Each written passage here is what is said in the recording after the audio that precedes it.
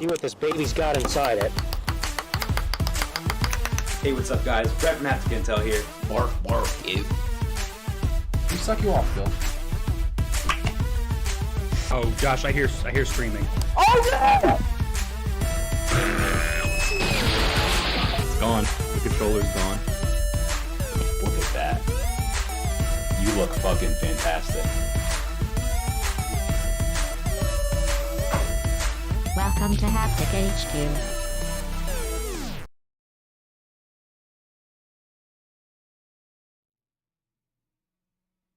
What's up, everybody? Welcome to Hapticast episode number 74. My name is Josh Toll. I'm joined by Brett Roberts. My friend What Brett up? Roberts. What up? What up? What up? What's going on? What's going on? Not much. I see we have a couple people in the chat. If you're here, stop by, say what's up in the chat. That's right. Merry Christmas. Merry Christmas. We're here. We are here. We're live. We are. Another episode of Hapticast. That's right. And we are wearing new clothing, which we'll be talking about in a moment. We'll get into that shortly. But stay on the lookout for that. I mean, it is awesome, dude. So, okay. What we're talking about today, obviously media consumption update. In the Abysmal Chronicles, we got crap in there too. God of War reveal date rumored for Summer Games Fest. Berserk. Continuing without the mangaka that started it. Mangaka. Yeah. Saints Row Boss Factory. I have no idea what that is. Nintendo sitting on a sequel to 1-2 Switch, more like 1-2 shit. Having no idea what to do with it. And then, of course, our main topic of the day, talking about Kojima leak, new horror game dubbed Overdose. Apparently, Margaret Qualley is in that. And then we're also going to be talking about GameStop employees walking out and telling gamers to shop elsewhere. They said, get out. GameStop's bad. And then we do have an indie intel this week, Horror Tycoon, which is pretty cool. Brett. That's right. That's it. What's up, Josh? What's going on? What's up is nothing. Before we hop into our media consumption update, where we go over all the stuff that we're watching and playing, is there anything that you want to talk about? This is nothing scripted. I'm just asking you if you have anything that you want to talk about. It's not in our main show this week, but we did a State of Play stream last week. That State of Play was pretty good. Overall, I was really happy with it. Excited about a lot of stuff in there. And then we also, towards the end of that, talked about Pokemon, which looks pretty cool. And yeah. We watched the new trailer, so if you haven't seen that, or you want to see our reactions to that trailer, or Josh's reactions, really, go check that out. And then I'm glad you brought that up, because I totally forgot that this week is the State of Play, or I'm sorry, Summer Games Fest. Yeah. When you mentioned the State of Play, it reminded me of that. So we are going to do some content for the Summer Games Fest. So this Thursday is the actual Summer Games Fest live stream, where Jeff Keighley is going to reveal a bunch of stuff. More likely, I think he said it's going to be stuff that's already been premiered. He's just going to feature stuff that basically we already know about. But as you know now, Kojima's game is probably going to get shown off there as a world premiere. So right. Maybe we'll do something for that. We've talked about doing just a video that comes out afterwards, not necessarily a watch along. And then Sunday is Xbox and Bethesda show. Probably some Activision stuff, maybe there as well. Some Blizzard stuff, maybe. Right. I know we talked about not doing anything for that together, but possibly I may be doing something still. So keep your eyes peeled to our Twitter at Haptic Intel on Twitter for all that. Yeah, I'm really excited for the Xbox Bethesda showcase. Yeah, me too. Make Bethesda great again. That's right. That's right. So that's all I got for you. Let's hop into the media consumption update. Would you like me to go first? Whatever you want, pal. Yeah, I'll go first. So we watched a movie together. We can kind of talk about this together. Yeah, we watched a film this weekend called Dash Cam. More like shit cam, dude. It is a horror film that is directed by Rob Savage of the fame, of Host fame, I should say. And Jed Shepard was the writer. Yeah, one of the two writers. and he also wrote Host, which if you don't know, Host is an excellent film that came out during the pandemic. It is about a bunch of people that do a seance over Zoom, and they all basically get killed. And it's a horror movie, and it's pretty good. Yeah, Host is one of the best horror movies ever made. Dashcam is one of the worst horror movies ever made. Yeah, and I don't know if you believe me if I said this, but there's not a single dash cam in the whole film. It's true. It's called Dash Cam. Yeah, But it was really disappointing. Really, really disappointing. Did not like it at all. One of the most unlikable characters of all time. And she doesn't even, I mean, kind of spoiler, I guess, but she doesn't even get what's coming to her. She's a conservative, Trump supporting, she makes fun of liberals the whole time and leftist people and anti-COVID. And she's just like the worst human you could possibly think of, probably. Just being abysmal throughout the whole film. And you would think in the end, like, it was like the big payoff is going to be you finally see her get absolutely decimated. And unfortunately, I'm here to tell you, she doesn't.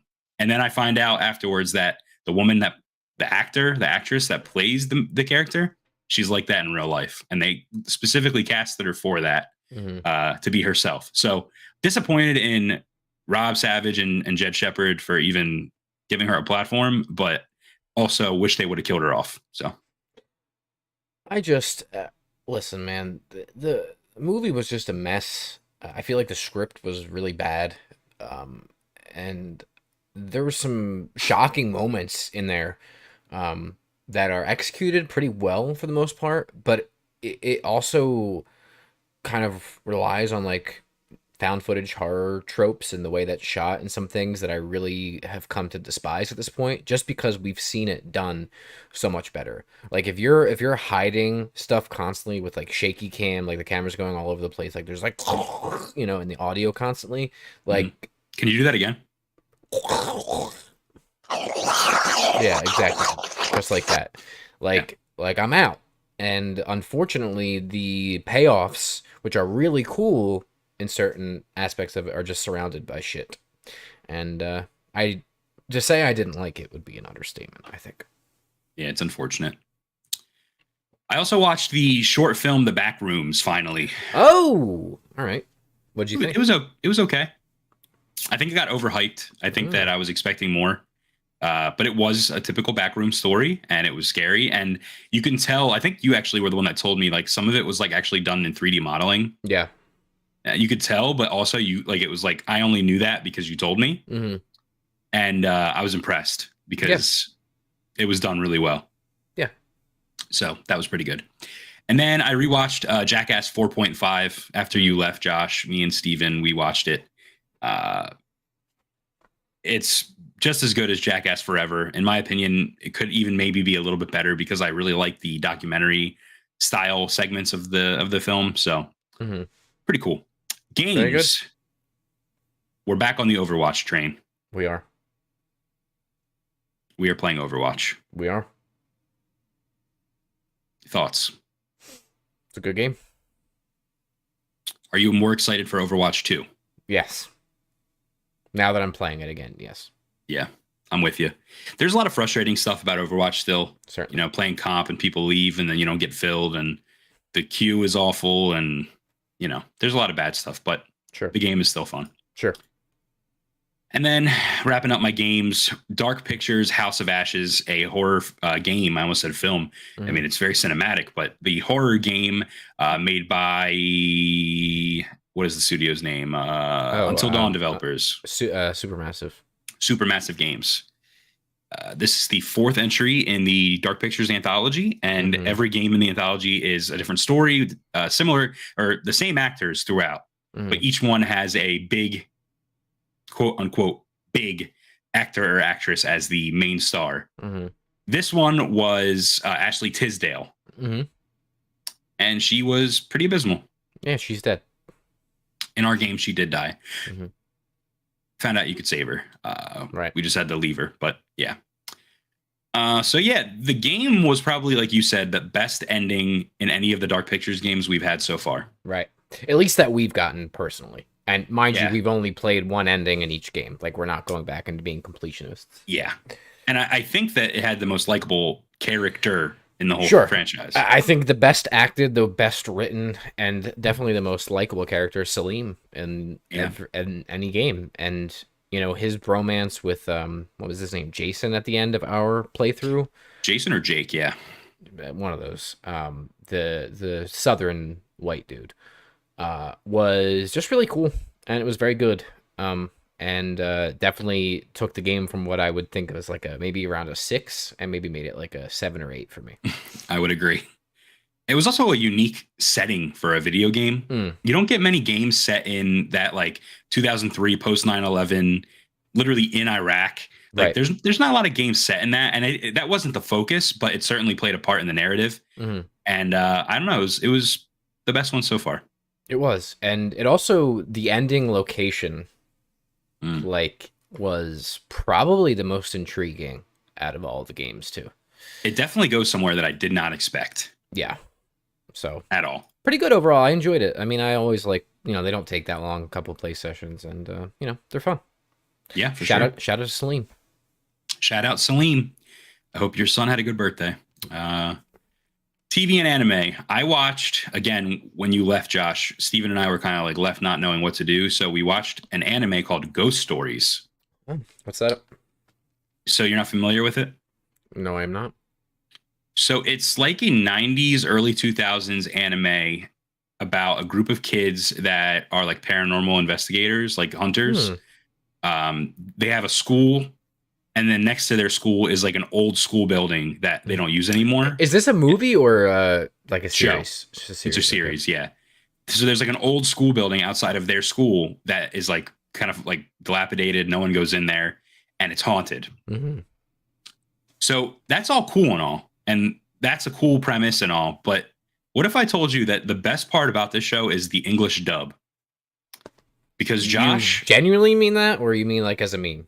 Josh, the English dub voice cast completely disregarded, well, not completely, but disregarded most of the dialogue and script and just said whatever they wanted, dude. And it is hilarious. It is so funny.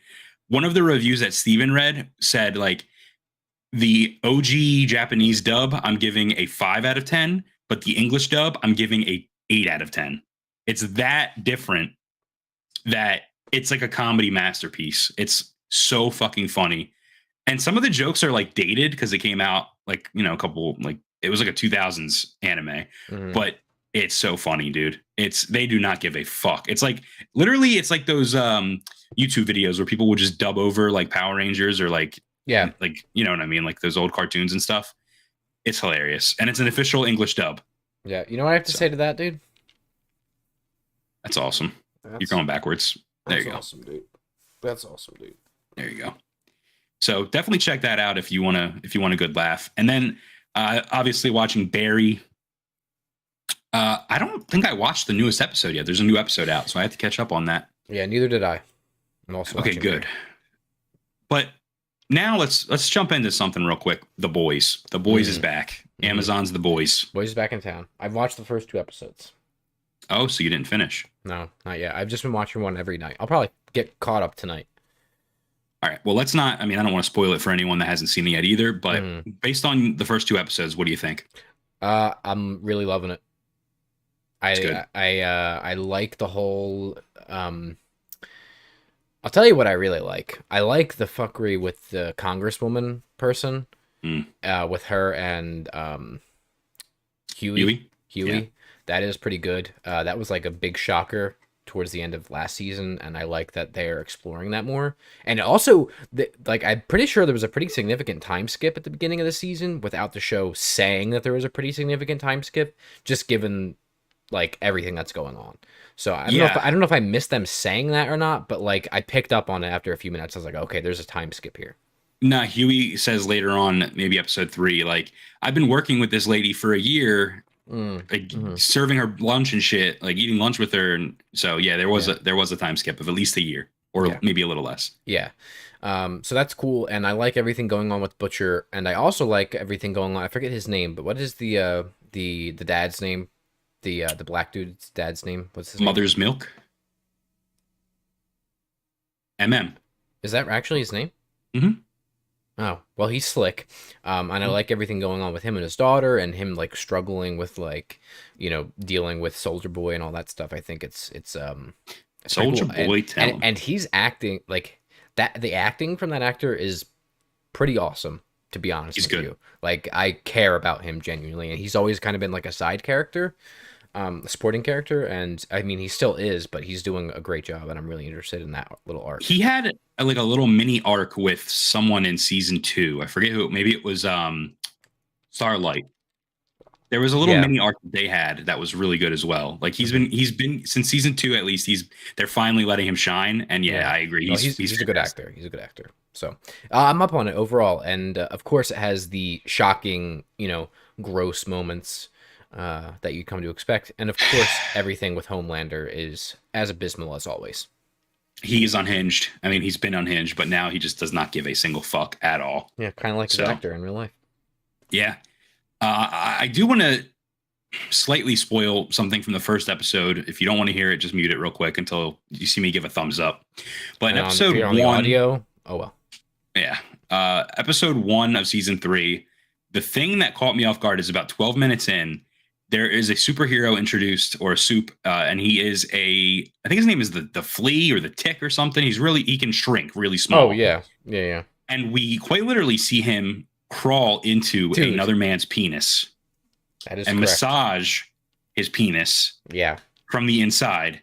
That's right. And then he was sniffing cocaine prior and sneezes and explodes the guy from the inside out. Yeah, that made me hop up from my chair, and I couldn't believe it. Like, I literally stood up, and I was like, I can't believe what I just watched. Yeah, man. I texted my former boss who watches The Boys, and I said, hey, listen, I got him into it. I'm the one that got him to watch The Boys. And I felt like I almost had to say, like, hey, man, when you watch this episode, close the curtains in your house so nobody can see in, put the kids to bed. You know what I mean? Like, I was like making sure he knows, like, it's about to get fucked up. And then he texted me back a screenshot of a text message from his other friend that said, yo, there's some wacky shit that goes down like 15 minutes into The Boys. And he was like, I already got the warning. I was like, okay, good. Yeah. All I have to say about that scene, dude, is that's awesome, dude. Yeah, for real. Yeah, so pretty good. I am enjoying it. I'll probably watch the episode that's most recent released tonight. And yeah. Awesome. That's all I got for you. So why don't you go through what you've been watching and playing? Not a ton else to add. I'll stick with TV and anime first since we're there. The only other thing I have to add is I got caught up with Better Call Saul. So I finished Breaking Bad, like I mentioned last week. I was going to watch Better Call Saul from the beginning before getting fully caught up. Figuring I can get caught up because they're on hiatus right now. Yep. Until the end of July or something like that. And I started to see just too much stuff online, even with like muting everything, that I became uncomfortable. And like semi-spoilers?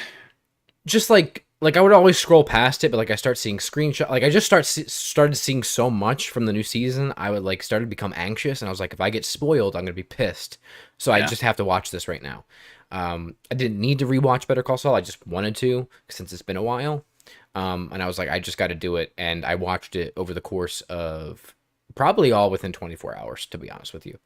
Because I just, I had to get hyper focused on it. I was nervous.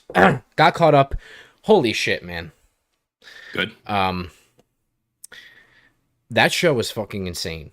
And when I was texting Steven, again, our friend and friend of the pod and old co-host Steven, about it, I was like, I remember before Better Call Saul even started, which is years ago at this point, where it was like kind of pegged as going to be like a little bit of a lighter tone than Breaking Bad, and it is in some aspects, where there's just some more levity with the situations and how ridiculous they are. But this show is fucking insane, dude. It's not funny at all. It is literally more insane, if not as insane, than as Breaking Bad right now, and shit is fucking abysmal.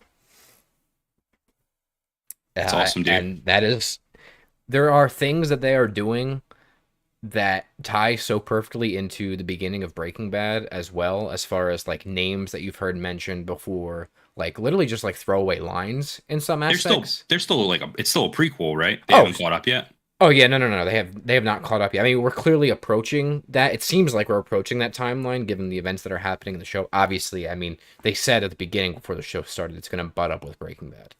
So let me ask then: is like, I mean, I guess it's kind of spoilery, but like, are the events of Breaking Bad happening yet, or not at all? No. We're still preceding that. But we are getting like there are things and events and locations and stuff that is being introduced that is clearly barreling towards the start of that series. If that makes sense. I thought Walt and Jesse were in the show already, and that's why I was like, wait, how does that happen then?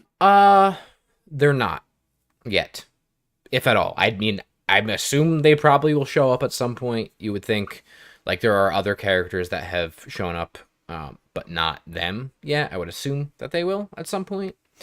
Okay. But there's just shit happening that's fucking insane, dude. And literally, like the way that Vince Gilligan like builds tension is unlike anyone else, dude.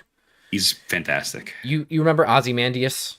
That episode yes. from the last season of Breaking Bad? Yeah, the last episode of Better Call Saul in the middle of the season was like a mixture of Ozymandias and Hank's poopy toilet realization mixed into one episode.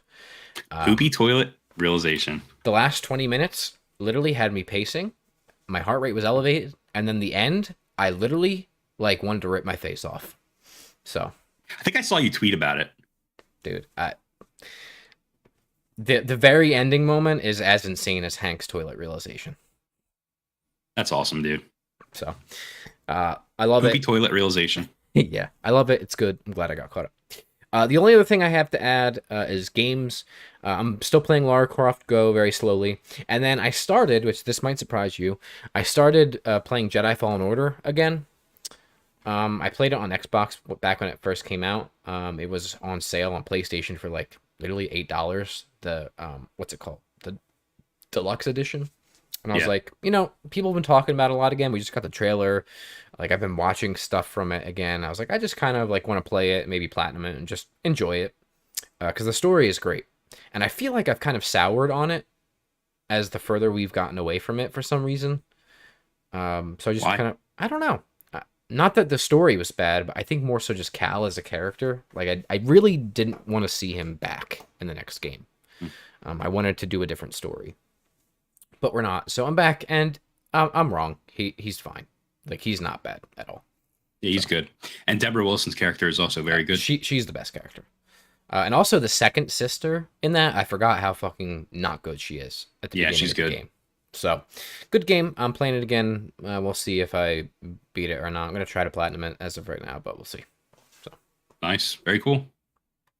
All right. Well, before we hop into the Abysmal Chronicles, I know we wanted to plug some of the new merch. So, as you can see, ladies and gentlemen, we are launching a new merch collection. This is the Slick Boys collection that I'm wearing here.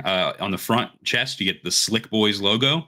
We also sell that on a hat. Trucker hat here, and on the back you can't see it, but if you go on our merch store, which I think Josh has up, you can actually see there's full artwork that I've uploaded, so you can get the full artwork as a frame print, or you can get it as stickers, which are like $3. But the characters of the illustrations of Josh and I you can get on the back of the shirt. So it's Slick Boys on the front, Brett and Josh on the back, and he has a lightsaber, I have a gun, and we're cool. So we're slick. But I think more importantly is the shirt that Josh is wearing, which is launching alongside this new Slick Boys collection. And it is the shirt we promised a few weeks back. And it's the Haptic Intel That's Awesome Dude t-shirt in the God of War Ragnarok font, as you can see there. So definitely check that out. I know, Josh, before we got on, you were surprised. You were like, these are really nice quality shirts. Dude, they are very thick. They're thick boy shirts. And I like the thick shirts. So if you like thick shirts... Yeah, so their quality is good. The printing quality is good on the shirts and the hat. This is embroidered. All our hats are embroidered. They're nice. So it is embroidered. And as Frank quite frankly says in the chat, slick AF. That's slick AF. That's right.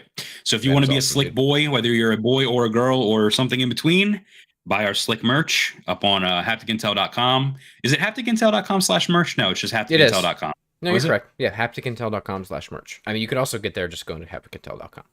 There you go. But yeah, so go check it out.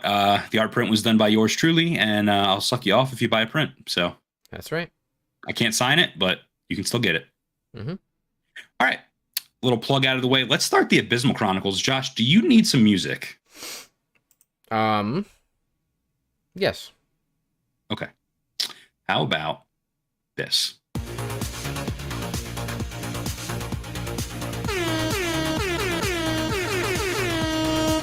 That's All right. right. Welcome to the Abysmal Chronicles. If you don't know, if you're new to the show here, the Abysmal Chronicles is a section of our show we do where we just talk about some of the news topics that are a little bit too abysmal to make it as a main topic for the main portion of our show, which we're going to get to in a little bit. So let's run through these. We like to start off by doing some upcoming video game releases. Not much this week, Josh. Mm. I like to pull from today until next week, and there's truly not much.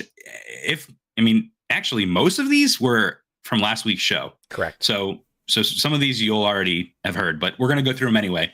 Spellforce 3 Reforced is coming out for PlayStation 5, Xbox Series X and S, PlayStation 4, and Xbox One on June 7th. Star Wars Knights of the Old Republic 2, The Sith Lords is coming out on Switch on June 8th. Mm-hmm. Pro Cycling Manager 2022 coming out for PC on June 9th. Tour de France 2022 coming out for PlayStation 5, Xbox Series X and S, PlayStation 4, Xbox One, and PC on June 9th. Demon Slayer Kimetsu no Yaiba, the Hinokami Chronicles is coming out on Switch on June 10th. Mario Strikers Battle League, which just had an open beta, by the way, is coming out on Switch June 10th. And then finally, The Quarry, which is made by Supermassive Games, who did the Dark Pictures anthology as well as Until Dawn. That one's coming out PlayStation 5, Xbox Series X and S, PlayStation 4, Xbox One, and PC on June 10th. We're going to say Insomniac. I was going to say Insomniac. Nice. That's awesome, dude. That is awesome, dude. You buy the shirt. Mm-hmm. Speaking of the shirt. What? Oh, speaking of the shirt. Yeah, we're going to hop into our first topic in the Abysmal Chronicles today. And that, my friends, is something that we've been speculating about for quite a while. If you don't know, now you do. God of War Ragnarok reveal is rumored to be coming for Summer Games Fest, which is this Thursday. This is coming from Games Radar. So, a leaker has hinted at God of War Ragnarok's release date finally being unveiled later this week at the Summer Games Fest. Earlier today on June 7th, reputable leaker and entertainment media data analyst Millie Amand published the tweet seen just below, which is not below me, it is behind me, right? Nope. Okay. The leaker appears to be hinting at God of War Ragnarok showing up at the Summer Games Fest event later this week, potentially even with a release date revealed on the cards for the forthcoming showcase. It is now behind you. There you go. If you were thinking the chances of PlayStation handing off a big AAA reveal to a third-party showcase are slim, you'd be surprisingly mistaken, actually, Josh, because last year at the Gamescom opening night live showcase in August, Guerrilla revealed the Horizon Forbidden West release date of February 18th, 2022, delaying the game from launching later that year in 2021. Mm-hmm. So the tweet, what does it say? I can't see it. It just added Summer Games Fest. What's that? It just added Summer Games Fest with the little GIF that says we're overdue for a date. And there's a little emoji of a axe. Oh, correct. So that would be obviously the weapon of choice for Kratos. And who is this human? So she's a reputable leaker, but she's also an entertainment media data analyst. So she has a track record. She's saying that we're long overdue for a release date and then tagged Summer Games Fest. Gotcha. Okay. So maybe we'll see it. Listen, if you're new here, I mean, we've talked about this ad nauseum on the channel. Brett and I both have differing opinions, although they are going to begin to converge because something's got to give at some point. That's right. Even if it's announced at Summer Games Fest, I still feel it's highly unlikely for it to be released this year. That's just like your opinion, man. It is. And I'm just telling you, I hope I'm wrong. I hope we get this game either fall or even a nice little what's it called release. Holiday release. I just don't know. I just don't know. Did you know that people in other countries don't know what holiday means? Like, if you say like, "Oh, it's releasing holiday 2022," people in other countries I've seen in comment sections, they're like, "What does that mean? What is holiday?" Because it is kind of like an American thing to say that. Because holiday for us is like Right. December holiday has season. all of the major holidays for all major religion and non-religion.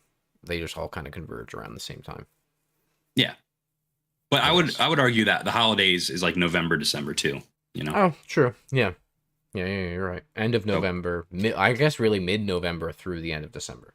Into New Year's.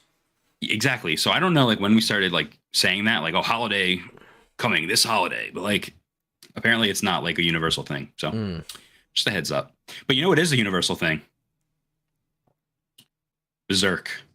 Guts is coming back, ladies and gentlemen, because Berserk will be continuing without Kentaro Miura. This is coming from Kotaku. Yeah, that's a good point, quite frankly. Sorry. What'd they say? Holiday in other countries just means a day off. Or like vacation, exactly. Which is correct, yeah. Exactly. So if you don't know, unfortunately, Kentaro Miura, the mangaka or the manga writer and illustrator for Berserk, unfortunately passed away last year. The series has been on hold, and it's a long running series. And people were kind of concerned that that's it, we're done. But I'm here to tell you, ladies and gentlemen, it's going to continue. His best friend will be taking over production of Berserk. Yeah, that's pretty awesome, dude. So let me read the article here. So after the tragic and sudden passing of Berserk creator Kentaro Miura last year at the age of 54, fans had been wondering whether the series would or even could continue without him. After over a year of waiting, they now have their answer. Berserk will be resuming with 6 chapters of the current story to be published before the teams move on to a new arc. These new entries will be credited original work by Kentaro Miura, manga by Studio Gaga, supervised by Kuji Mori, and their numbering will continue in the same order as older chapters. In a series of statements posted on the company's site and social media accounts, the manga's production teams have said, and this is a quote, "We will resume the serialization of Berserk, using comments and sketches Miura made before his death as a starting point. We believe that this policy, although imperfect, is the best way to deliver the Berserk that Mr. Miura envisioned to everyone as faithfully as possible." Yeah. Dude, if I died, would you continue on my legacy if I was working on something? Absolutely. That's awesome, dude. Absolutely. I couldn't hope for anything else. I mean, who better to understand, especially if it's outlined and stuff like that, the inner workings or the creative process, other than, you know, a very good friend. For sure. I mean, he would know more than anyone else. I'm sure, you know, they've talked about where Berserk is going to go. What does the future hold for Guts? So he would probably know more than anyone else. Sure. And I also feel like this situation, somebody like that, as close to him, is probably most likely to treat it with as much respect as it deserves. Yeah, and the article doesn't mention if he had like an apprentice or anything like that. But I know, like, for example, Dragon Ball, their creator has an apprentice that he's been working with for years who actually took over the Dragon Ball manga, the Dragon Ball Super manga. He doesn't really write the show, but the show could soon be adapting his manga. So I don't know. It's pretty cool that he has someone that can, you know, continue on. It's like George R.R. Martin. When he dies, his assistant or whatever that little Schmeckelite's name is going to actually finish it because George R.R. Martin can't. That's awesome, dude. All right, the next story is Saints Row Boss Factory is going to be shadow dropping on June 9th. This is coming from Exputer. What? What? Saints Row Boss Factory? Yeah, so let me explain. So this is coming from Tom Henderson, who is a notable leaker, and he's actually the leaker behind our main topic for today about Kojima. So basically, what's going to happen is sources have confirmed that Volition will be launching a new free-to-download customization game called Boss Factory on June 9th. It's believed that the Boss Factory will be announced at this year's Summer's Game Fest on June 9th with an in-depth trailer showing off all of the customization options you'll have access to in the Boss Factory. The name Boss Factory has been chosen because Saints Row will refer to your character as a boss, which is how it's been throughout the whole franchise. Well, maybe after 2. Boss Factory gives the ability for players to create their own unique Saints Row character before the release of the game on August 23rd. players will be able to change everything with their character via the Boss Factory, which includes all of the customization options you get within the full game of Saints Row. From clothes to teeth and scars, you can create your own unique character, which can then be ported to the full game once it releases. Some of the more unusual customization options are the ability to use an asymmetrical face customizer, which allows you to have one side of your face completely different than the other. It's believed that in order to change your character in Saints Row, you'll have to use an in-game phone on an app to pick your character. Another feature of the Boss Factory is that players will also be able to share their characters with a unique share code. These share codes allow you to download any characters you want, no matter what platform you're playing on. So basically, it's like crossplay. Additionally, the community will be able to upvote character designs in the Boss Factory and follow their favorite designers. And it's also believed that the Boss Factory will feature a Hall of Fame and Creators Corner where the most upvoted content will be featured, making it easy to find some good content to port over to the main game. So do you understand now? Yeah.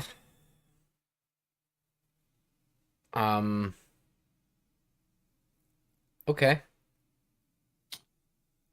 Yeah. So what this screams to me is, well, first of all, Saints Row has done this before. They did this with Saints Row 3 and 4. They released the character creator as a separate app, basically, and you can create your characters ahead of time. This one is different, though, in that you'll be able to download other people's characters. So this reminds me of like a WWE 2K community creations thing where you'll be able to download other people's characters. And because this is like a free app that's going to be on every platform, I'm telling you right now, people are going to make some abysmal shit, and they're going to go viral on TikTok and shit. It's just going to be not good at all. But the good thing is we're going to have some awesome characters to play as when Saints Row finally comes out. So, all right. I mean, yeah, if we play it.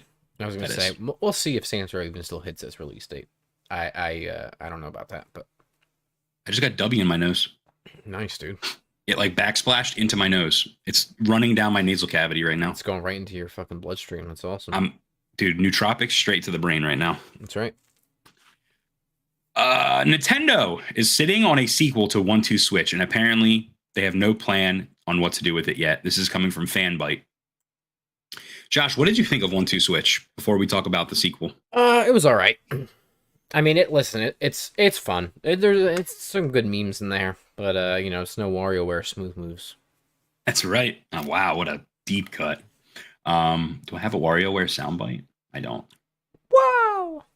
Like WarioWare, shove it up your ass or something. But okay, so basically the sequel was going to have more mini games. It was going to have smartphone games a la Jackbox with up to 100 players, but it received really bad feedback from playtests, Josh.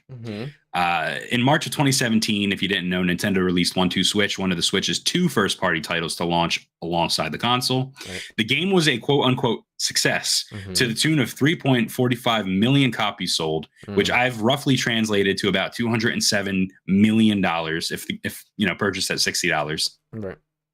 It produced a rather significant return on investment. It made sense for Nintendo to start working on a sequel, but where that sequel is, however, is a much stranger story.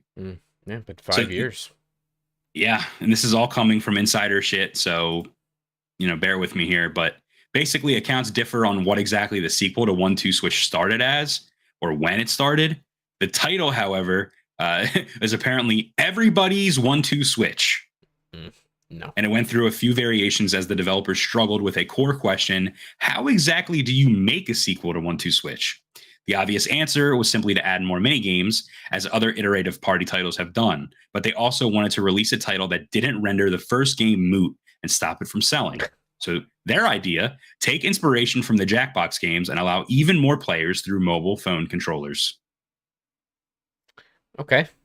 It doesn't what sound are your thoughts on that? It doesn't sound terrible, but I mean, I have a better answer for you. What was the question? How exactly do you make a sequel to 1-2 Switch? Here's my answer. You don't. How about that? I think that the phone idea is a cool idea. What if it was 1-3 Switch? What if it was 2-1 Switch? 2-2 Switch? What about that? Can you just listen for 1 second and let me ask you, Josh? Doesn't using a phone as a controller kind of take away from the whole gimmick of 1-2 Switch, which is using the Joy-Con? Yeah. Wasn't that the whole purpose of the game? Was the Joy-Con Right, controls? but the 3D, vibrations Motion with like the control. balls and shit, yeah, dude, and Yeah. the IR or the IR sensors and all that crap, So why would they do this? And I think that's an milk- awful the- idea. The milk and the cows, Yeah, because if I bought a sequel called Everybody's 1-2 Switch, I'm thinking I'm milking cows by jerking off my Joy-Cons. That's right, but no, you're just jerking. I think off I'm your phone casting instead. spells with Yeah. my Wiimote. No, dude. That's bad. I don't think that's a good idea at all. I mean, they're literally just ripping off of Jackbox. Right. So Yeah, I think Jackbox Anyway. pretty much got that covered at this point, brother. I mean, they have like 7 of them. Yeah. I would, or 8. 8. I would agree Yeah. with you. Yeah. So the article goes on to say that the idea on paper was solid. I disagree, but that's what the article says. Well, the author of the article is a fucking idiot, so. And there you have it. Nintendo EPD Group 4 apparently designed a host for the minigames based on international appeal. It was a bipedal horse that looked like a man wearing a rubber horse mask. The game's text simply referred to him as horse because it sounded enough like the English word for host. Minigames would ask players to physically move around the environment for things like musical chairs or use their phone to play fucking bingo. Yeah, dude. There This was sounds, even a this version- sounds real solid on paper, dude. There was even a game that resembled a virtual version of Spin the Bottle that involved saying something nice about another person if it landed on you. This tested horribly, apparently. When playtesting groups Shocker. received the game, the feedback to the development team was brutal. The target audience that Nintendo was hoping to hit, families with children, found all of the games boring. Many didn't even want to play through entire rounds. In Bingo for example, one player would use the Joy-Con to mime digging out the number from the spinning thing before reading it off on the TV screen, a process that playtesters reported as being tedious. The main game mode, the team battle mode, pits at least 2 teams of players against each other in various minigames. This mode prominently featured Horse, who would give color commentary during the games. During the localization process, sources started calling the game simply Horse Shit as shorthand. It is unclear what Nintendo plans to do with the game now, but apparently it's done, it's localized, and they're sitting on it. All right, here's the thing. First of all, are you kidding me? Horse is supposed to sound like host? Are you stupid? I mean, these were Japanese people that were making this. I Okay, mean, dude, ask one native English speaker that, and they'll punch you in the face. Horse does not sound like host. Are you kidding me? Not Bad, even dude. close. Second of Bad. all, here's what Nintendo should plan to do with it. Scrap it. Give up. Move on. How about that? I would agree with you. This game will bomb if you release it. I mean, if they release it, I mean, I'll buy it. but with all like the negative feedback, I can't understand why they would do that. It mean- doesn't sound fun. Like even PlayStation was able to copy Jackbox with a couple of their games. Like That's You, I think was the one. Yeah. And it was just one game. not to as great of success as Jackbox did, but No, I but not mean, terrible. I mean, the real answer to this is you go back, you just include more mini games, and release it. Take out the Jackbot stuff that clearly didn't work, and just release it and get rid of Horse, dude. Why not make it DLC? That too. Make it paid DLC.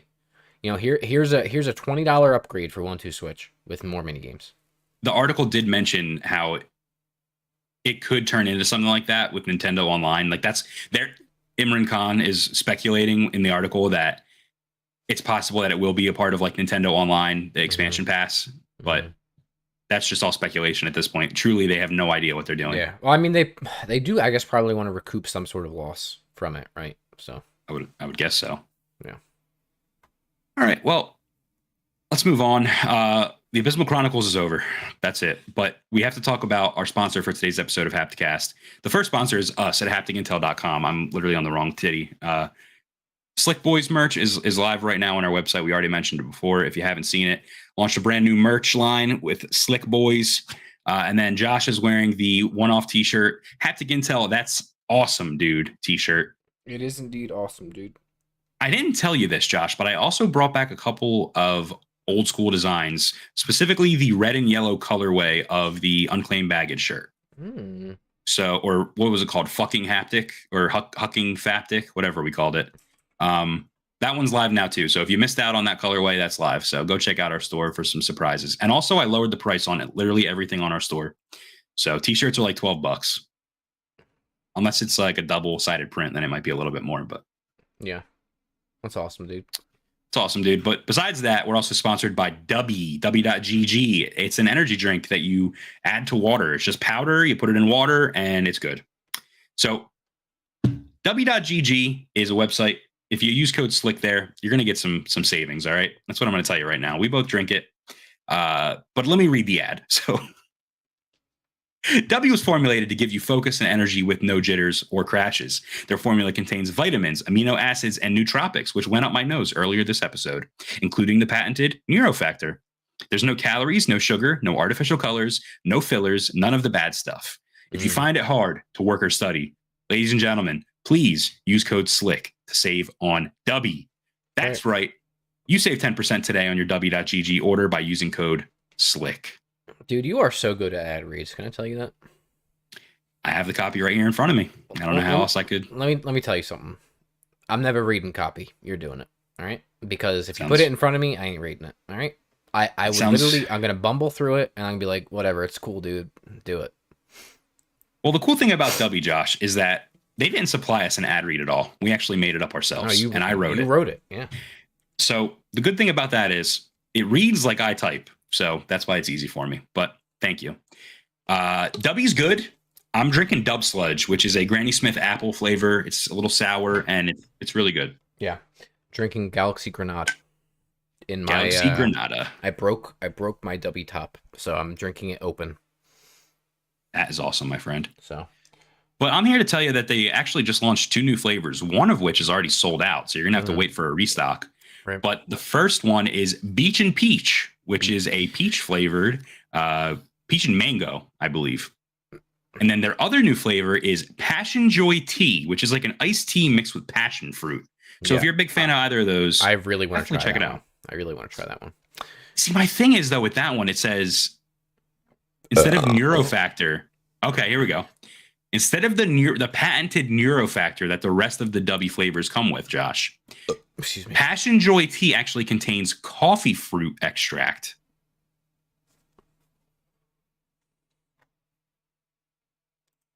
That sounds slick.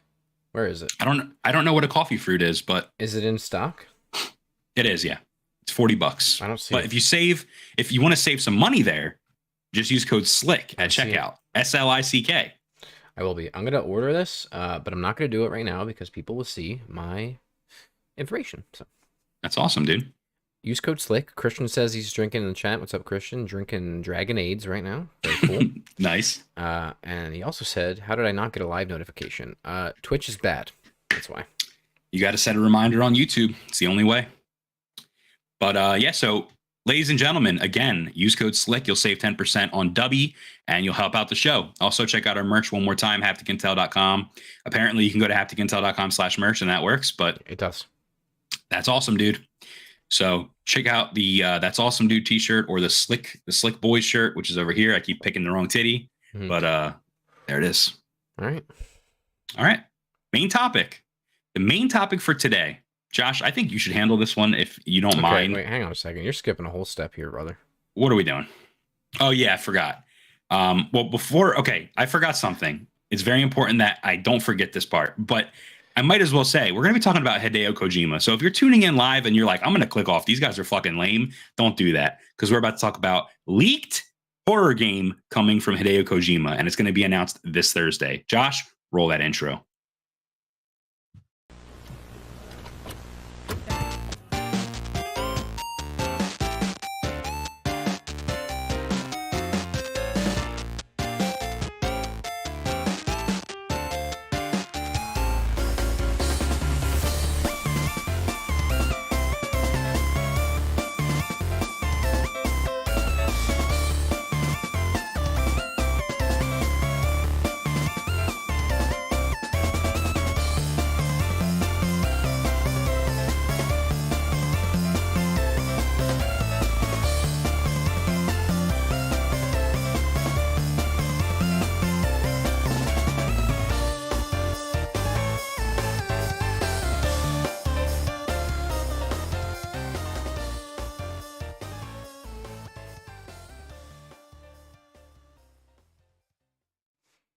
All right, Brett.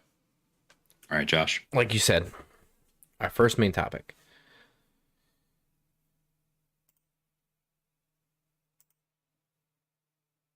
First main topic, you kicked me out of the fucking video chat. Love it. Yeah, and people can't even see me right now. What is going on? Josh. Right. You all can hear me, but you cannot see me. I don't know why. He's invisible, but I can confirm I can hear you, and so can they. All right. He's gone, ladies and gentlemen. I don't understand what's happening. Are you keyed out? No. Like, I'm literally here. This is why you're here, ladies and gentlemen. You're here for the live antics, and that's what you're going to get. He's gone. Ladies and gentlemen, he's gone. Okay. All right. I guess I am literally just gone. That is so cool, dude. What is going on? Like, I am here. Well, I'm going to entertain. I'm going to start, I think. And then when you come in. All right. Is that cool? Well,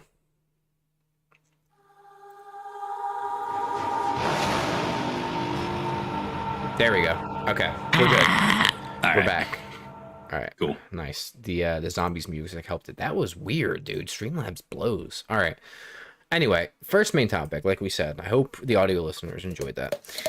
Tom Henderson, dude, is at this point the most reputable leaker in Call of Duty community specifically, but among other things. We've talked about him before. He's a friend of the show. On this episode, we've already kind of mentioned him. So he's friend of the show. He's one of my best friends. I see him all the time. That's right. Brett, Hideo Kojima, rumored to have a new horror game, rumored to be dubbed Overdose, rumored to have Margaret Qualley in it. So if you don't know, Margaret Qualley was, well, first of all, she's a very famous actress. Yes. But she was in Hideo Kojima's former game, previous game, Death Stranding. Right. So this is, again, coming via Tom Henderson. The creative mind behind the likes of Metal Gear Solid and Death Stranding is working on a new title currently named Overdose. Early footage that has been sent to Tom Henderson under the request of anonymity seems to show Mama from Death Stranding wearing a blue dress. The game, however, does not appear to be Death Stranding 2 and just features the actress who portrayed Mama, Margaret Qualley. Footage shows the character walking through dark corridors with a flashlight in third person, but it's been suggested that the game could be played in first person as well. A jump scare at the end of the footage shows Game Over, followed by, quote-unquote, a Hideo Kojima game, followed by, quote-unquote, Overdose. Now, it's been rumored by reputable insider Jeff Grubb that Kojima has been in talks with Xbox for the company to publish their next game. We've talked about this in the past. Although Tom Henderson wasn't able to verify that this deal has been finalized, it does seem that something is likely to be announced soon.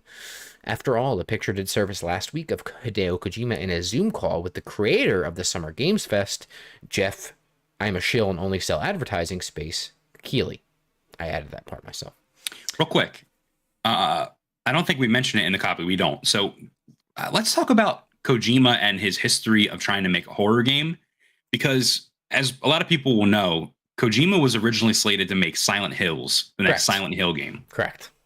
He released a teaser on the PlayStation Store under the guise of an indie game studio, an indie game called PT. It became one of the biggest horror games of all time, although it was only like a short little demo. Mm-hmm. And it was unfortunately canceled by Konami after Kojima left the company. Right. But now, and I should mention, it also featured Guillermo del Toro, which is a master of horror. Correct. And also, apparently, Junji Ito was going to be a part of it. Correct. Master of horror. So my thing is, Josh, is it possible that my man got the band back together and just said, fuck it, we're not going to do Silent Hill, we're going to do Overdose? Yeah. I think that's exactly what's happening. So you think that this could potentially have Del Toro and our boy fucking guy whose books are right there, Junji Ito? Yeah, and Norman Reedus. Wow. You don't think Qualley's going to be the main character? Maybe both. Wow. Maybe two different characters. I feel like he kind of used Norman already in Death Stranding, and now that's his Death Stranding guy. I don't know if he's going to bring him over. Yeah, we'll see. But I didn't mean to interrupt. I just wanted to paint that picture there that this could be a lot bigger of a project. I mean, a Hideo Kojima game is a big project, but to have those names tied along with it again would be fantastic. Yeah. So whatever the game turns out to be, it does appear to be the horror game that has previously been rumored. So fingers crossed that we get a glimpse of the game this week at either Summer Games Fest or the Xbox and Bethesda Showcase, which is part of Summer Games Fest. That's right. There appears to be a Twitter user named The Snitch, which is at insider_WTF, who had information about Overdose before Tom Henderson's article was even live. Now, this may appear to be a coincidence or just a random tweet, but a tweet from the same account actually confirmed all of the games that were shown off at PlayStation State of Play hours before the show happened last week. So this person is clearly an insider and knows some shit. Now, also, in conjunction with this, you have here that the game's logo appears to have leaked as well. That's right. So basically, this guy, Insider WTF or the Snitch, he is some kind of an insider. He knows something that other people don't. He's getting this information from somewhere. And he was able to identify all of the games that were going to be at the State of Play for PlayStation before it even happened, but nobody saw it because he's just a burner account. Now he's tweeting out just the word Overdose with the little fucking triangle. Mm-hmm. Hours, maybe even a day before Tom Henderson's article even went live. Correct. Then Tom Henderson, apparently since then, I don't have this in our notes, but Tom Henderson said that this guy, the Snitch, that's his insider. He's the one that sent him all of the shit, dude. Oh shit. So it's a big deal here. This guy, if you're not following him, the Snitch at Insider WTF, you should follow him because he's going to be revealing some shit. And along with that, the logo for the game has been leaked. Right. Which is behind us right now for audio listeners. Sorry. Yeah. So I've heard that the logo has been removed a couple of places. People are posting it and it's getting taken down. So that would indicate that it's real. Mm-hmm. It looks real. I mean, it certainly looks real. Yeah. I mean, we'll see. It's a shame that this leaked, if it's true. Because yeah, I mean, it's still gonna make waves. It's still gonna be huge. Don't get me wrong, but it would have been cool. Be like a Death Stranding moment where Kojima just fucking rises from the heavens and comes out and be like, "I'm back, yo. Here's my next thing." He's too big for his own britches, dude. At this point, nothing is sacred. Everything's gonna get leaked. It's true. But yeah, so I mean, I'm excited for this, obviously, not just because of Hideo Kojima, but a Hideo Kojima horror game. We know he's been working on something, or at least been really interested in horror for a while. I mean, for years at this point, he's been posting stuff on Twitter about him studying up on horror. So I think it's pretty evident that he wants to do horror. Yeah, hopefully this is slick, which I think it will be. Yeah. So, all right. Next up, we're going to be talking about overworked GameStop employees. I mean, this is a tale as old as time. GameStop employees have been getting shit on for years. Yeah. They get made fun of by the general public. Oh, the GameStop guy's only going to give me $10 for my game that I just bought that was $60, like all that kind of bullshit. Right. Even though that person has nothing to do with the company's policies. Exactly. I am a former GameStop employee. I worked there for about 5 months, maybe. Mm-hmm. And it sucked. It really did suck. It was not a great experience working at GameStop. Yeah. My boss was not fun. I was going to say, you were a former GameStop employee from years ago. Yeah, and it taught me how you should run a game shop. Working for GameStop taught me how to do it properly because I treated it more like an indie game shop, like a mom and pop. People would come in. I had like regulars that I would talk to. I wouldn't push shit. And I didn't get fired. I left on my own volition. They actually called me months after I left to try to bring me back onto the team. Mm-hmm. But I think I brought something that GameStop probably doesn't want me to bring when I was there. Knowledge, but also just like the non-shilling of all of their abysmal things that they have. Right. So, I mean, I would offer the memberships and stuff when it made sense, but I wasn't abysmal. I mean, I would tell parents like, yo, your kid's about to buy a game with titties in it. Mm-hmm. But besides that, I was a good employee. But yeah. So anyway, I have a story going off of that, but let's do this first, and I'll go ahead. No, go ahead. No, I'm just gonna say because of abysmal GameStop employees. I remember one time, dude, and I think I've told you this story before, and I'll make it a long story short. But basically, Grand Theft Auto San Andreas was out. I was a young boy. Okay, we were not even teenagers when that game came out. Very young, but I wanted it. Now, my mom didn't care back in the day. but obviously she had to go with me, right, to purchase it. We went to a GameStop in the mall, the old Oxford, dude. Yes, Oxford's Crossing. Same people still work at that GameStop, by the way. Yeah. Walked in there, wanted GTA San Andreas, went to go get it. My mom goes up to the counter with me. The guy behind the counter is like, "Do you know what's in this game?" My mom was like, "Yeah, I don't care." And he's like, he proceeded to try to really get my mom not to purchase this game. Was like explaining all the terrible things with it. And I remember so distinctly, dude, my mom looks at me, she looks back up the person at the counter, and she's like, "Either you let me buy it, or I'm just gonna go to another GameStop and buy it there instead. So what do you want to do?" And he was like, "That's all awesome." right. And she bought it.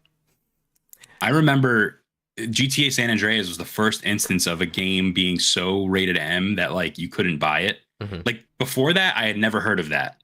Right. When I was a kid. So Sure. like I wasn't looking for games like that, but I don't recall any other time where it was like you had to bring your parent with you to get it. Yeah. But yeah, I would do that. If it was like a game with titties in it, I would be like, "Ma'am, you know that this game," like if it was like a little kid, I would tell them. Like I'd be like, "This kid's too young." That's if it's fair. a teenager, I wouldn't. That's fair. But You know? my mom, it was just awesome, dude. That's all I That is like. awesome. That is awesome. T-shirt on sale now. Yeah. Hapticintel.com. But yeah, so this story is about overworked GameStop employees walking out and telling gamers to shop elsewhere. This is coming from Kotaku. So the GameStop in the Gateway Mall in Lincoln, Nebraska is one of the busiest around, at least according to the person who used to run it. But over the weekend, it was closed after 4 employees decided to walk out and never return over what they say are bad working conditions and a verbally abusive district manager. It's the second time this year a GameStop in the area saw its entire staff resign in protest. That's fucking awful. This DM should be gone. If you have 2 groups of your staff leave, you're done. I know that for me, my team, we didn't like our manager. And one person, he was actively trying to get one of us fired, this one guy. And the guy was just having the worst luck. Like his little baby niece died and he was homeless. Like he was like living with his like girlfriend because his parents kicked him out. Like it was just like these awful, and maybe it was all bullshit. But to me, he's like, "Yeah, man, like all this bad shit's happening to me." And Chris, who I just name dropped him, whatever. Chris is trying to fire me. And he was literally trying to fire him. He was like looking at the tapes, trying to catch him like not working so he could use that as an excuse and write him up. Like it was just off. It was really bad. So eventually all of us were like putting our 2 weeks in. Even one of his closest friends at the store was like, "Yeah, I'm quitting." We all quit. So I can relate to this kind of like, it's not worth it. It's really not. But they taped the people that left in, where was this again? Lincoln, Nebraska. They taped a paper to the door, which was locked and closed. The store was closed because everyone left. The sign said, "We regret to inform you that we all quit. Our district manager has no respect for us as employees or as human beings. We have been told by our district manager that we were supposed to have had this store achieving sales quotas and running perfectly 6 months ago, which was 3 months before a lot of us even got hired. Unfortunately, despite the staff's best efforts, we are not God." Hell yeah, dude. That's fucking awesome. The paper then listed nearby competitors, including a place called Entertain Mart, located elsewhere in the same mall, and told would-be customers to shop there instead. Quote, "Spend your money at an establishment that respects its employees," unquote. So then Kotaku did an interview with Frank Moorer, the store's recently promoted manager. And he said, "For my health, I had to leave. The stress and anxiety were so bad he had trouble sleeping and wasn't even enjoying games anymore," which I can relate to that. He said he only started working there in late 2021, and while at first it was fun, it quickly turned into a nightmare between the lack of resources and management's strict quotas. To put up with it, Moore said he was paid $17 an hour, $17, just $2 over the entry-level rate at the nearby Target, while those under him only made $9, which was Nebraska's minimum wage. I can attest to that. I was making probably $8, a little bit over the $7.25 minimum wage. He also claimed he was never properly trained by the company on any of the new responsibilities he was given as manager, nor given the resources and time to train others at the store. At one point, he said he had to work over 2 weeks straight with no days off, keeping the store functioning. And then he said, when I asked for support, I was met with silence. What do you think about all this? There's a little bit more, but Bad. I mean, for that pay, that district manager needs to be looked at immediately. In general, the whole company to even hire people at that rate is Well, I mean, disgusting. listen, dude. You know, I mean, I work in executive positions, other places, and you know, the first thing I always ask when I read something like this is, where are your SOPs? Where are your standard operating procedures for hiring? Where are your standard operating procedures for training? Where are your standard operating procedures for management? Smart. Because if you don't train people, if that's the first complaint I hear from anything that I supervise is you don't train. Where are your SOPs? If you don't have them, you're fired. That's it. There you go. Because that means you have literally 0 brain cells to be a manager. Yeah. I mean, these guys weren't, they were brought in as fodder, really, and they weren't trained properly. This guy couldn't train his staff. He literally is the store's main manager who's been there since the late 2021. He came in at the worst time, holiday season. Yeah. It really sucks. So then he says, the district manager whom he accused of routinely threatening and dressing down staff over their failure to meet impossible goals. He was abusive verbally. He would constantly threaten people's jobs. The staff would be told they could be easily replaced by other college kids, part of a ceaseless churn and burn mentality that Morris said was part of why the store was always struggling to meet its unrealistic quotas. All he sees are numbers on a computer. Mm-hmm. I can attest to this. This was happening at my store. Sure. It was literally just hire cheap, people that want to work at a game store because they think it's sunshine and rainbows. Yeah. But then they trick you. Is there incentives for DM or management level positions for quotas? Like, will they get like rewards and stuff? Yeah, like bonuses or rewards or. Yeah, I mean, I can't speak to that because I wasn't a district manager or a store manager, but You would have to they think wanted to, so, right?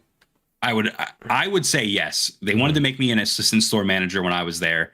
I said that I felt like the way that the store was, I was literally this guy, and instead of taking the offer, I said no. Because I could tell it was going to be a mess. Sure. And what I would understand is that they did give out incentives. I don't know if it was for necessarily hitting the quota, but they had like a GameStop conference at the end of the year where they would fly all of the store managers out in Texas, and they would give them free swag. It was almost like an E3 type of thing, but you would like win like a PlayStation 5 for being a store manager, an Xbox, headphones. And my manager would come back with like the stuff he didn't want and give it to the employees that were performing well. But it was all bullshit. So yeah. So a similar walkout sign taped to a Lincoln, Nebraska, another Lincoln, Nebraska GameStop earlier this year also blamed the district manager for the mass resignation. There have actually been 4 walkouts since August of 2021 because of this district manager, wrote one former employee on Facebook. 2 at each location. The first ones were kept pretty quiet, though. When asked about the prospect of unionizing amid huge labor pushes at Starbucks, Amazon, and Apple, as well as recent efforts in the larger gaming industry, Moore said he can't see it ever happening. Like every other current and former GameStop employee Kotaku have spoken to in the past year, he feels turnover is too high and management is too ruthless for anything like that to ever get off the ground. Yeah. I mean, retail is hard and is a dying beast and definitely has the highest rate of turnover probably out of almost every industry, I would think. And it is unfortunate because it's probably the one where it might be needed the most. So yeah, that's it's a bad situation. GameStop only still exists because of the huge influx of meme cash that they had. I genuinely believe they would be completely done if it had not been for that. Yeah. So yeah, bad. I couldn't even tell you the last time I stepped foot in a GameStop. And it's bad, dude. I when I say that, like, I genuinely hated the culture of that place. I hated it. It was all numbers based. It was all like you weren't allowed to ever sit. Like you couldn't take I mean, this is retail in general. You can't sit down because then you're not doing anything. You constantly have to keep busy. Even if there's literally not a single thing to do in the store, you had to like do like these like quizzes online to get your points up on the system in the back end. It was really stupid, dude. And the way they like sent stuff over, like I literally watched certain programs roll out, like buy online, pay in store. They called it BOPS. Mm-hmm. I was there when they first rolled that out. Basically, you could buy something and then go pick it up at the store. Mm-hmm. It was a mess. No one knew what the fuck was going on. People were just coming in like, where's my stuff? Manager, district manager, nobody was, relaying that information down properly. Mm-hmm. I was there when they had a big push from ThinkGeek, when they started pushing ThinkGeek products in their store. Our store specifically was almost like a toy store more than it was a game store. So I don't know. It was my GameStop that I grew up going to. I literally remember buying my Resident Evil Chainsaw controller there when I was a kid. Mm-hmm. And all of the dreams and all the things you think would be so great about working at a game store, it's not the case with GameStop. It's quite literally the opposite of what you think it's going to be. Mm-hmm. So good for these guys for putting their foot down and not firing, all getting, putting their 2 weeks in or quitting or whatever the fuck they did. They just walked out. Yeah. So Frankie says in the chat, retail employees get shitted on all the time. Shit on the most. True. Christian says every store has just become Hot Topic with the lights on. FYE and GameStop. Yeah. I mean, even Hot Topic is a shell of its former self. That used to be, just clothes and stuff. And now it's a toy store too. They all are. I mean, retail, like I said, retail is pretty much, it's hanging on by a thread in a typical brick and mortar fashion. I mean, I'm surprised FYE is still alive, if I'm being honest. I don't know how. I worked there as well. My store specifically shut down because it was too big. Yeah. And they had no money. Too much overhead, too few sales. Yeah. So yeah. All right. Anything else on GameStop? Yeah. I wish that I was in charge and I would make a lot of decisions that would change things, and I would make it more. I mean, it's not like the way you make money necessarily, but I would make it more like a mom and pop shop where, people come in and you treat them like a human. They come, they get their games. I don't know. I just think they have a culture that's just awful. And you know what? There's a lot of like scam shit too associated with GameStop, because we would literally get people in that you would kind of have to be like racist, and you would have to like stereotype people. Like some guy would come in and you'd be like, oh, this guy's selling me a stolen phone. Like they taught you to do that. Like my boss would be like, that guy, he's probably going to like try to sell you or trade in a stolen phone, or this guy's going to steal. This kid's going to steal because he has a backpack on. And it wasn't just racism. It was just stereotyping in general. Someone that looks a little homeless or frumpy, maybe they were going to steal. And that's like a culture and FYE did that too, if I'm being honest. That's the one thing I hated about retail is you had to stereotype people, and it was just. Yeah, that's pretty abysmal. Not good. My boss at FYE was like, oh, that guy comes in here all the time. I always keep an eye on him because I feel like he's going to steal. Dude, it was the older brother of someone you went to school with that I literally saw in Seussical the Musical as Cat in the Hat. He was the main character. And I know who you're talking about. Yeah. I was like, that guy's like, he wouldn't hurt a fly. And you're trying to like, she was like, keep an eye on him. I was like, I know him. Yeah, dude. So. Also, like, is the company that you're working for at retail really worth it, dude? No. You're literally like a grunt. They literally treat you like you're in the army and you're just a nobody grunt. They don't care. So. You do not care. So and they try to say, oh, there's doors. You can climb the ladder and you could be a district manager. Yeah. And then no one's going to like me. You know what I mean? Like you're going to make me be the guy that everyone hates. I'm not interested in that. Right. So yeah. Bad. All right. Let's move on. We got an indie intel, which is a segment of our show where we take an indie game and we go and we boost it so that people know it's coming and that it's a thing. So this week, Josh, you brought one to the table. What is it? It's called Horror Tycoon. So basically all I need to tell you is it's basically Roller Coaster Tycoon, but a haunted house. That's awesome, dude. Buy the shirt. Scare, terrify, and thrill guests as you build the haunted house of your nightmares. Design and customize your creation with incredible detail to scare your guests or risk losing it all in this tycoon/tower defense hybrid. So basically, like I just said, you can literally Roller Coaster Tycoon a haunted house, right? And then lead people through it as a tower defense game to try to get it so, they all perish. I think that's such a brilliant idea for a video game. It is really pretty unique and cool, and I know this is like a really, really small game, maybe even smaller than we would normally cover. But I saw it and I was like, that's such a cool, interesting concept. I like it. Let's talk about it. So the thing I like about it the most, I think, is that I was watching it, and at first I said to you, I was like, this is pretty cool. I can see people using this to like design their own haunted house attractions for Halloween time. And then I saw someone get absolutely murdered on fire in the trailer. And I said, oh, so it's a tower defense game. Yeah. And I think that those two genres blend themselves in really well here. Yeah, so it's cool. You can wishlist it right now on Steam. I don't know if they plan on releasing it anywhere else at all. It's a demo coming out June 13th. Yeah, I was going to say there is a demo / a playtest pretty soon. You can wishlist it on Steam. I think that's all it's coming out for as of right now, especially looking at the controls. I think it lends itself to PC specifically.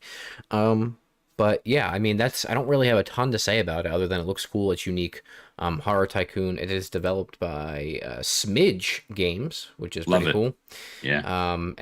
Yeah, so it's on Steam. It's in early access right now. Planned release date demo, again, like Brett said, June 13th. They have the playtest coming up, and yeah, that's it.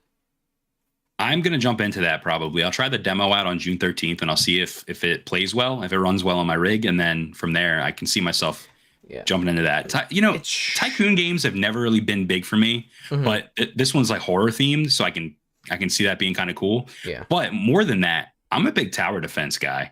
Like the old Flash games. Oh, yeah. I used to be into those. Yeah. I think your rig will have no problem. It says 64-bit. Obviously, you have that Windows 10. You only need... It says 3 gigahertz Intel or AMD processor, which is very old. 12 gigs of RAM, NVIDIA RTX 1060 or higher. Certainly well above that. So, all right, good shit. Yeah. Anyway, Horror Tycoon, check it out. Links will be in the description. All right.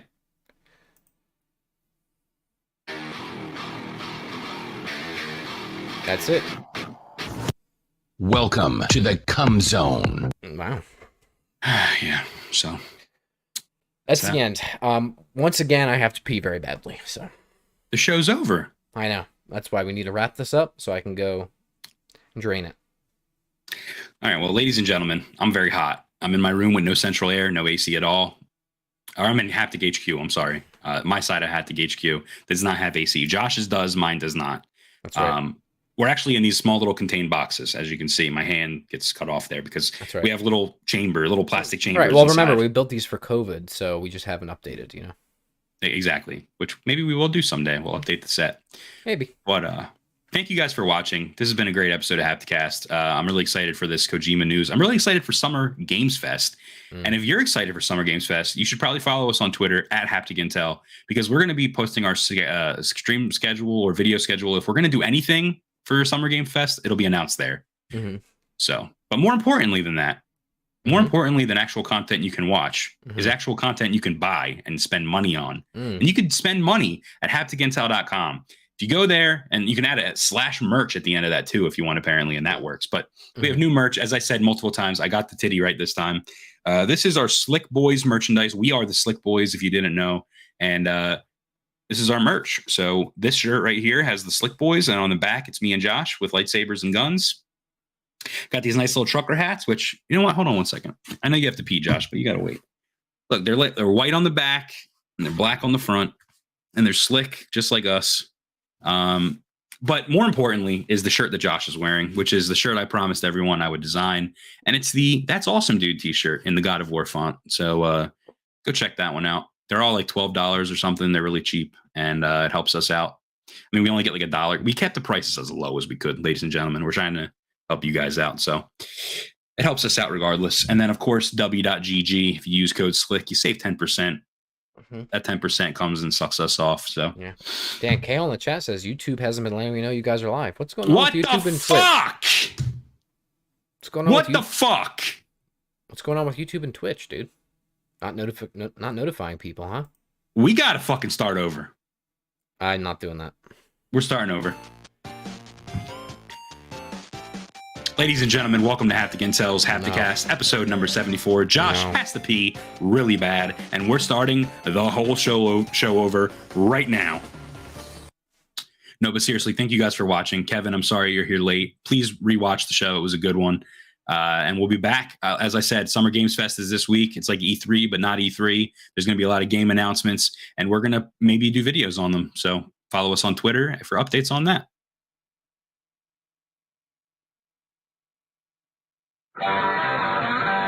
See you guys next time.